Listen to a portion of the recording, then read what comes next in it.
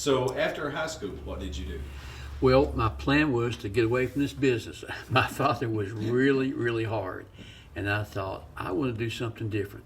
A lot of our high school friends were going to UT, or many of them were going to Tennessee Tech, or a handful of East Tennessee State. But myself and Phil Reed and my now wife, her name was Dean Lyles then, together, the three of us went to Murfreesboro. So we went to MTSU, and we really, really enjoyed it. We had 2 wonderful years. They both stayed and graduated. I did not. My father got sick. I came back home. He soon thereafter passed. But those were really some good times. And while there, I was thinking marketing, advertising, management, anything but the tire business. It was too hard, and I could not deal with him. He was hard. And looking back on it, he was very fair, but he was stern, and he had his ways. But I had aspirations of being the world's best salesman. That time there was a company called Southern Book Company, was based in Nashville, and everybody who wanted to go into sales, this was the top company to do so. And one summer I attempted to do that. He found out that after about 8 hours I was going to do it, and that changed. He brought me right back into the business.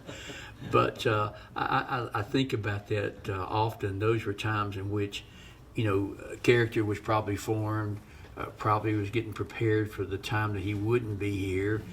And I was blessed. I had a handful of people who had worked in my father's business at that time who are still with me today. Really? It's amazing.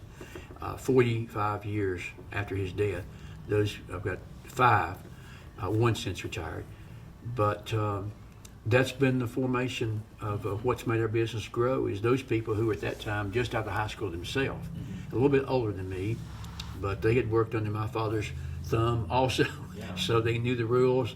They knew what was required, so it was easy for me to transition after he passed and to try to run his business with those individuals because they knew his way, they knew his principles, they knew his desires and how to treat their customers.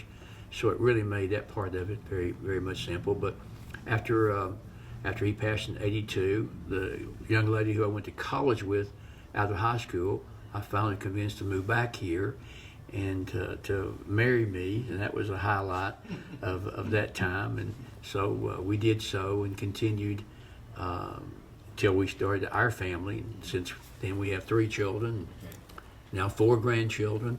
So time has gone quickly. Come full circle. Yes, it has. But let's go back to your dad and the formation of the company. Mm-hmm. I saw a plaque up there, picture, where he started the service station in 1953. Right. So start me at that point and lead me on up to more modern times. Well, I mentioned my father, but you kind of have to back up a generation. His father was also a businessman. He had a hardware store, and it was located next to what then was my father's service station. And my grandfather had a hardware store. He put in submergible pumps. Not many people had water flow into their property. So lots and lots of families, particularly in the outlying areas, the farm areas, would have submergible pumps. And that's what my grandfather did. He also had a business that went out and thrashed wheat back early on. And in doing that, he was able to put in place in a lot of homes what's called a Delco system, which was prior to LUB or LCUB. So if you can imagine outside the greater city of Lenoir City or Loudon or the Greenback area, people didn't have, this was back in the 30s and 40s, didn't have electricity. They had a series of batteries that they ran at certain hours a day, and that was what they used. Then later lines were run, TVA became prominent and somewhat expensive, and that came. So my grandfather went from being a farmer / business owner. My father found it difficult to work with his father, so he moves over and does the SO service station and does a process which we call retreading of a tire. That's a term that many people don't know, but it's basically an early version of recycling. You took the original tire, buffed it down, put new rubber on it, put in a mold, and it came out with a tire that had been retreaded. He sold those, many of them for $9.95, on credit, and recognized back in the 50s and 60s many families had ongoing credit at a service station, at a hardware store, at a butcher shop, in a furniture store, and in Loudoun County, you can name a handful of businesses that's how they began. Is they would have terms, we would call it, and extend credit, and customers would come in and buy something, and $10 every Friday, and that's kind of how the business grew, and ours was no different. So my father did that. He was located on the old Highway 70, which was at that time the east to west. That was the way you went. In '62, the interstate was finished, I-40, so it kind of took away his traffic. So he had to transition from the service station retreading business over across the road into a tire store. He still did retreading, but he became more away from the fuel side of it because his customer base was now running up and down the interstate rather than up and down 70. He did that and grew just somewhat slowly, but his business philosophy was so well received that we still have people today, fourth generation people, who trade with us because their father said, that their father said, that their father said, go there and get your tires, have your car worked on. So I'm blessed because of what happened really a generation before me. So what was his vision? I don't know that he had a lot of desire in business to grow. His goal always was to serve. Okay. You know, he felt like if he could take care of little Eaton Crossroads and then greater Loudoun County, and at that time we had a lot of business that came down from what was called Concord. You remember that Farragut was incorporated in '80. Yeah. Prior to that, other than going all the way to Westtown, there really weren't retail places to buy things. Mm-hmm. So if you lived in West Hills, you might go to the mall, but if you lived in Cedar Bluff, you lived in Carnes, you know, you could go to Oak Ridge in one sense, or you go downtown to Knoxville, but we were able to pull some of those people out to our location because it was 15 minutes away, no traffic lights, no traffic. Here they came. So my father was growing Dixley Junction in that direction as rapidly as he was growing other ways. So when he saw, as I came home from college, that there was so many people coming down, we opened a little service station store in 1980 in Concord, which later that year was voted in and incorporated as town of Farragut. And so after those two, through the years, you all have, this is time you can do your commercial. You have more stores than we do. Because of that base of individuals I mentioned earlier, it appeared to be the right thing to do is give each of them a chance to spread out and go a different way. We went to Athens, we went to Maryville, we've now gone to Hardin Valley, we bought an auto parts distribution. So we took that core group of people and gave them the opportunity to expand, somewhat like my father had done for me going initially to Farragut. And we've been fortunate to have those folks. I mentioned earlier that we've got 5 of them who have been with us over 4 years. We've got 11 of them who have been over 30 years, and we've got 17 over 20 years. So that has been the real reason of our success. I sometimes get credit for things that I have done a little bit of, but it's that group of people, that core group, now it has grown so much, but those loyal, hardworking people who have stayed with us down through the years are really what brought us to this point. Not that I'm super intelligent, not that I'm just really good at marketing, not that I'm just great at what I do. It's the team that we have, and I always want to remind people and myself of that wow, those are the reasons we're here today. So how often do you visit each store, or do you pretty much stay here at Lenoir City? I've got a bizarre schedule. I get up at 3:30, and I'll try to get 4 of them in if I can before we open. So I have a little route that I get up, and I do very mundane, simple, some people call embarrassing task at each store to be prepared to open by 7 o'clock. And then I'll visit. Athens is the hardest one for me to get to from time to time. But I've found if you have good folks and you trust them, you don't have to be standing over the shoulder watching everything they do. That I like to just make sure that the emphasis is placed in what we really believe in, which is serving that customer. Now, the world's changed. Technology has made it much different now, and we've got lots of new ways to go about our repair work. But the philosophy is we still want to serve people at the core. And when they come to us, most of them aren't happy. They've got a problem. Crazy car is not working right. They got a flat tire, the water pump's out, or something's gone wrong. So when we see them, they're not in a good spot. So our goal is to just do what a doctor does. Tell us what's wrong. Let's prescribe and do the right things to get you back in good health in your automobile.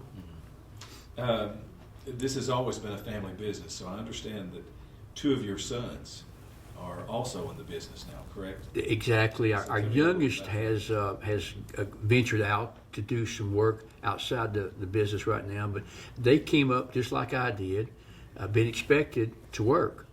We have a daughter who's our oldest. She became interested in certain other areas and has since moved out, married, and has two wonderful grandchildren. But our sons have stayed with us up until just a few months ago. The youngest son wanted to go out and get his master's degree and do some other things. But they have found that there's a great deal of satisfaction in having a community business that is focused on staying in business. That's the number one goal, and serving the areas we're in. And we've got a little plan for growth. We'll see how it develops. But, in America, we've been given so many opportunities of freedom to do things that's not available in other places. And so we've just been very fortunate. So were you as tough on your sons? Oh, as your gosh, dad? no. My wife wouldn't stand for that for a minute. No way. So how has the business model changed since you began operating? My father believed you were open almost every hour that there was sunlight. He just didn't. I mean, we never were open on Sundays. We believed and practiced that was indeed a Sabbath day. It was a day of worship, a day of the rest. So we never opened on Sunday. But he had long hours, and he believed your employment was as long as we were open, you were going to be there. He didn't give you many days off. He didn't believe hardly in vacations. It's amazing people stayed and worked for him because look back on it. Now the new generation of workers that I bring in, they're interested more in time off than they are in pay. It's amazing how that's changed. Their whole idea is what benefits I can get in terms of family time, and then we believe in that likewise. But they're not into the 50, 60, 70-hour week business. Get them up to 40, maybe 42. That's it. They're done. Ready to go home. They are. Yeah, you mentioned all those workers that you've had for many years. One of them up at Hardin Valley I saw a couple weeks ago, Jeff Cross. Yeah. I taught him. Okay. Well, Jeff is an interesting story. He's been with us for 30 plus years. And by the way, he's kind of ill right now. Oh. Yeah, he's had some stomach surgery, but he's due back here in about 3 weeks. Okay. But Jeff's got a family and he's matured some now. You probably saw him when he wasn't so. That's right. So, what do you see as the future for Matlock Tires? We're always interested in the EV market because that changes dramatically what we do in our repair work. We're keeping a close eye on that. We're trying to listen in on this AI world. How is that going to affect everything, both in business and in personal things? We're subject to the whims of government, of course. We're subject to the global economy that we're in. We're certainly subject to the labor pool that we draw from.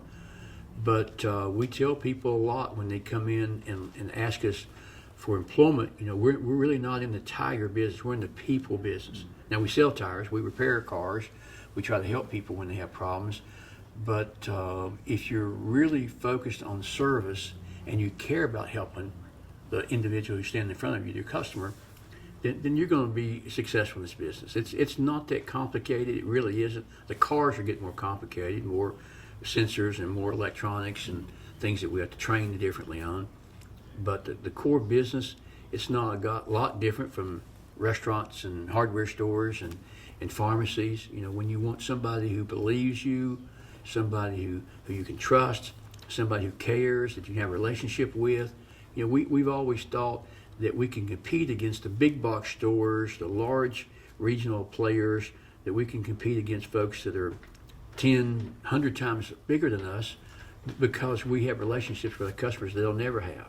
Right. We've been here a long time. We know their names of their children, their grandchildren, sometimes even their dog. We've just made it our business to get connected with people, and we think that comes with a value. Right. Now, sometimes they might say, well, you charge me a little more money.